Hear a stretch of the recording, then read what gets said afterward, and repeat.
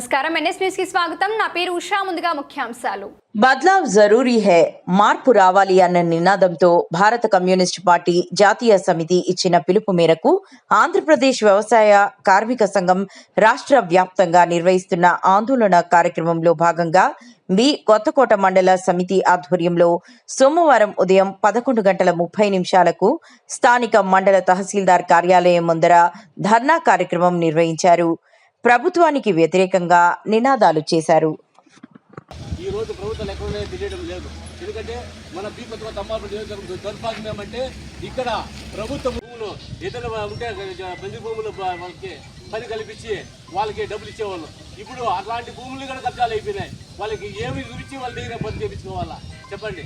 అంచేత ప్రతి ఒక్క భూమి చెరువులో కానీ ఎక్కడ కానీ తోగాలు కూడా ఎక్కువ అయిపోయినాయి. పర్మిషన్ లేవు. ఎక్కడ చెరువులు చూసినా కూడా మన్ను తోలుకొని అమ్ముకుంటున్నారు, ఇసుక అమ్ముకుంటున్నారు. ప్రతి ఒక్కటి పోతున్నాయి. ఏ మాత్రం దృష్టి ప్రజా వ్యతిరేక విధానాలు, కార్మిక వ్యతిరేక విధానాలు, రైతాంగ వ్యతిరేక విధానాలు, ఉద్యోగ వ్యతిరేక విధానాలు, ఈ విధానాలన్నింటికీ నిరసనగా మన జాతీయ పార్టీ ఈ యొక్క కేంద్ర ప్రభుత్వం పైన మార్పు రావాలి, కేంద్రంలో ప్రభుత్వాలు మారాలి అనే నినాదంతో ఈ నెలంతా కూడా మనకు ఆందోళన కార్యక్రమానికి పిలిపి ఇవ్వడం జరిగింది.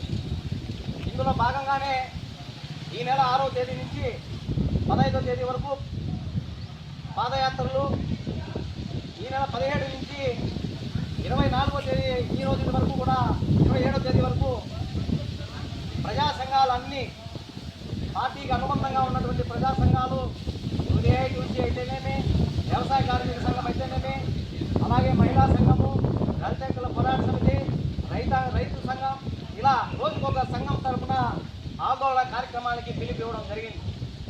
చివరగా సెప్టెంబర్ 1వ తేదీ అంటే రేపు నెల వచ్చే 1వ తేదీ చలో ఢిల్లీకి పిలుపు ఇవ్వడం జరిగింది.